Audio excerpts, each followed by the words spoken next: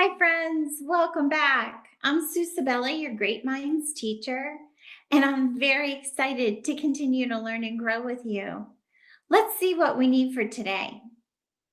Today, you will need the little yellow leaf, handout 11B exemplar paragraph, your Wit and Wisdom in Sync journal, your pencil, and today we'll also need a yellow, green, and blue crayon or marker. Pause here to gather what you need and hit the play button when you're ready to continue. When we chat with our friends about a story, it's important to be able to remember that story clearly and also in the correct order. Today, we'll be diving back into the little yellow leaf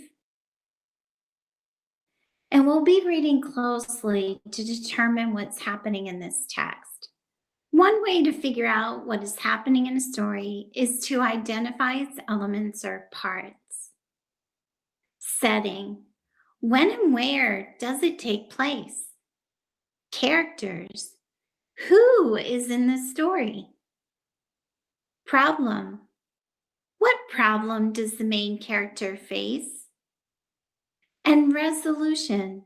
How does the problem end? As a second grader, you're probably very comfortable discussing setting and characters. Let's take a bit of time to review problem and resolution. Problem is something that's hard to deal with in a story. It could be a challenge that a character is having.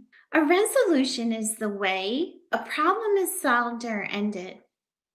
We'll be working together to identify the story elements in the little yellow leaf. Let's get to it.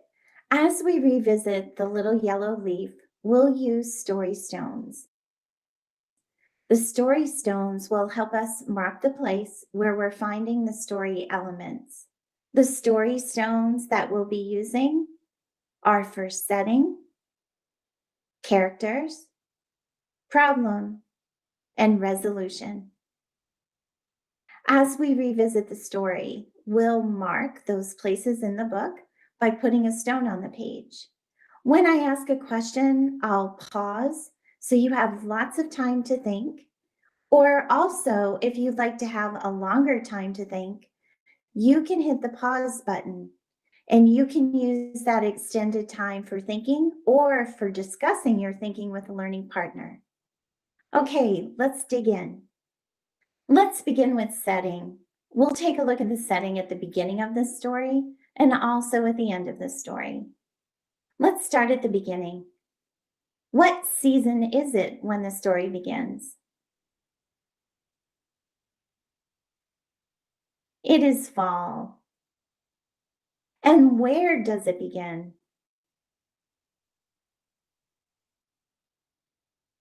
In a quiet forest. I know that it's a quiet forest because we read in the hush of a forest. That reminds me that it's quiet.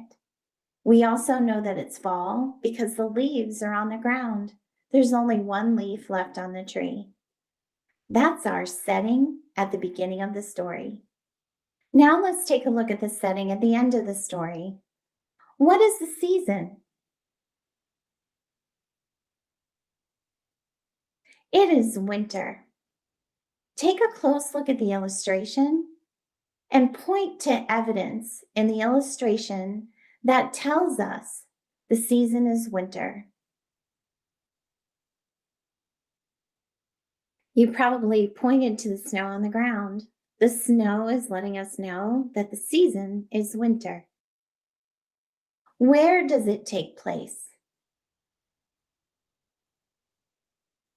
It takes place in the windy sky above the forest. You're probably noticing that the setting at the end of the story is different from the setting at the beginning of the story. And the setting can change in a story. That's something important to notice as a reader. Now let's identify the characters in this story. Who are the characters in this story? Find them on this page and also say their names out loud.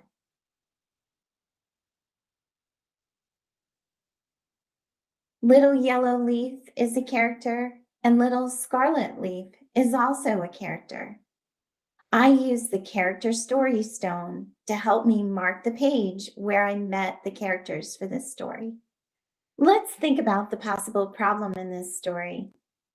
What is the little yellow leaf's problem? Think for a bit and whisper to me or discuss it with your learning partner. It's okay to pause a bit and just hit play when you're ready to continue. Little yellow leaf is afraid to let go of the branch. It is lonely. When I read the phrase held tight, that makes me think that he's not ready to let go yet. He might be a little afraid, and that's why he's holding on so tight. And twice on this page, the author used the word alone. That makes me think that little yellow leaf may be lonely. I'm starting to get an idea about the problem in this story. And there's our story stone to mark the problem.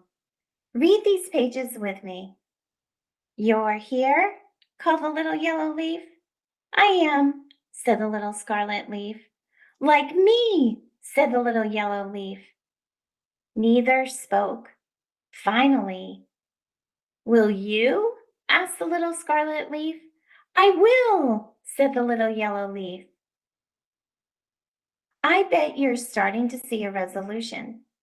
Pause here to think about the resolution a bit, or to discuss a possible resolution with your learning partner. Each leaf is deciding that they can let go if there's a friend to go along with them.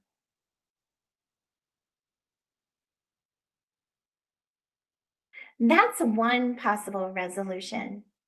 We're going to continue in the story, and we'll take our resolution story stone with us to see if we can learn more about other possible resolutions.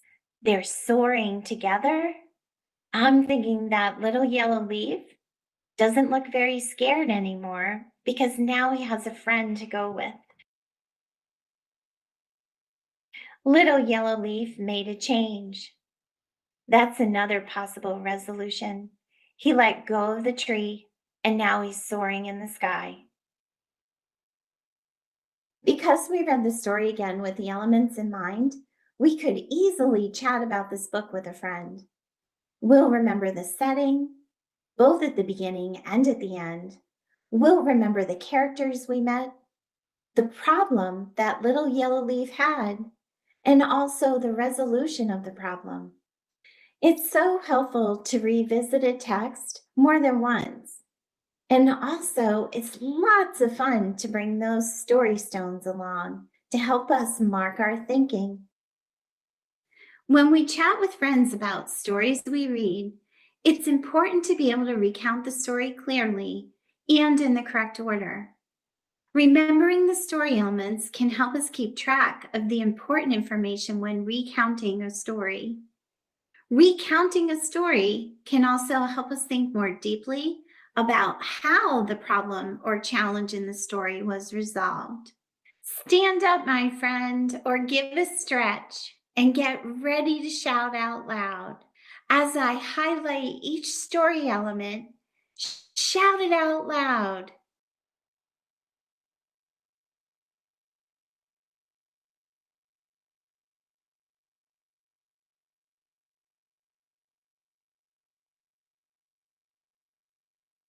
Now we're ready. I'd like to show you how to recount the little yellow leaf, but I'm going to need your help. Every time I mention one of the story elements, point to that element on the screen. I'm going to disappear for a bit so you can concentrate on the story elements. Every time I mention one of the story elements, point to that story element on the screen. Ready? Here we go. It started in a quiet forest in the fall. When the little yellow leaf didn't want to let go of its branch because it was scared and alone. Then the little yellow leaf met little scarlet leaf. Finally, they agreed to let go together, and the little yellow leaf wasn't lonely anymore. Thanks so much for your help. Whenever I recount a story, I need to make sure I include all of the story elements, and you helped me do that. I don't know what I'd do without you. I use this frame to help me recount the story using the story elements. Let me show you exactly how I use this frame to help me recount the story. Before I begin a recounting, I'd like you to notice the bold words at the beginning of what I'm about to say. It started in. It started in is part of our frame. And as we continue, you'll notice that the bold words are part of the frame to help support our recounting. So here we go. It started in a quiet forest in the fall. Which story element did I describe? Shout it out or tell your learning partner. This frame helped me get started, and I recounted the setting.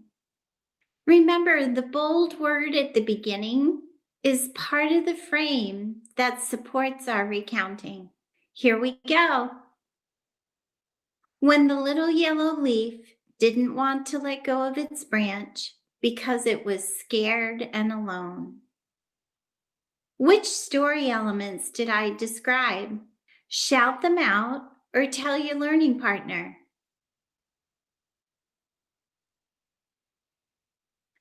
The frame helped me get started, and I recounted a character and the problem. Point to the bold word and read it to yourself. Finally.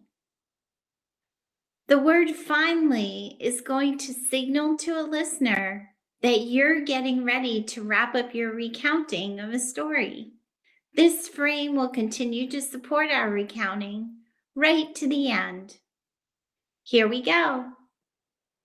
Then the little yellow leaf met the little scarlet leaf, and they agreed to let go together. Finally, the little yellow leaf wasn't lonely anymore. Which story element did I describe? Shout it out or tell your learning partner. The frame helped me get started, and I recounted the resolution. Now it's your turn. Use the sentence frame to help get you started with your own recounting of the little yellow leaf. You can practice this on your own or with a learning partner, or you could even record your voice and then listen to your own recounting. Remember, when we recount a story, it helps us to better understand a story. I'm going to pop off for a bit so you have a chance to pause and practice. And practice as much as you need to. Just hit play when you're ready to continue.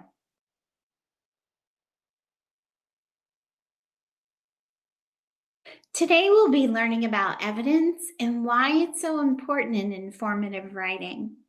Writers support their ideas with evidence, just like the legs on a table support the tabletop. Evidence is proof or information that gives reason to believe something. Writers use evidence to prove or support their topic sentences. Be sure to follow your teacher's directions when adding vocabulary to your journal. Hit the pause button to add this word and definition to your journal, and then hit play when you're ready to continue. Today, we're able to add even more information to our informative writing anchor chart. Evidence develops the topic, and it comes from the text. Please pause here to grab handout 11B, your pencil, and then your crayons or markers, and you'll need a yellow, blue, and green. Hit the play button when you're ready to continue. Let's examine evidence from an example paragraph about the tree and the little yellow leaf. Please follow along as I read the whole paragraph through one time. The tree changes from late fall to winter. At first, it's fall, and most of the leaves are brown and orange and are on the ground. Then the apples grow musky and ripe, and the leaves on the ground get dry and crackly. Finally, the branches are completely bare and covered with a shimmer of snow. What is this paragraph about? The paragraph is about how the tree and the little yellow leaf changes from fall to winter. Each sentence in a paragraph is important because it helps the reader understand the main topic. Which sentence in this paragraph tells readers the main topic of the paragraph? What do we call that sentence? Say it out loud. The first sentence tells the topic of the paragraph, and that is called the topic statement. Please grab your green marker or crayon and underline the topic statement in green.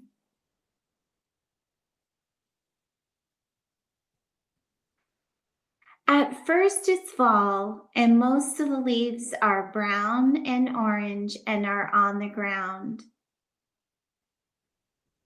This sentence is evidence that shows one way the tree changes from late fall to winter.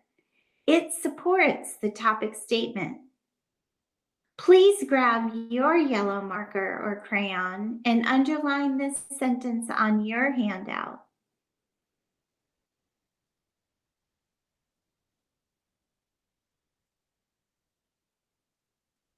Then the apples grow musky and ripe, and the leaves on the ground get dry and crackly. Find the last piece of evidence that shows how the tree changes from late fall to winter.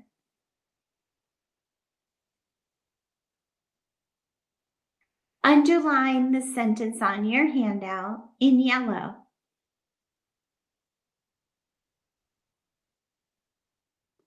Blue and yellow make green. Blue and yellow evidence in the paragraph combines to support the green topic sentence. Here's an opportunity for you to share your new learning with your teacher. There's the check mark to remind us that your classroom teacher will be checking in with you about evidence. We'd like you to jot a response in your journal to this question. Why is evidence important in informative writing? I can picture you grabbing your journal and your pencil to write down why evidence is so important in informative writing. Pause here to write your response and hit the play button when you're ready to wrap up our video lesson. Your knowledge is growing every single day, and it was so much fun to learn and grow with you. I will see you again soon, my friends.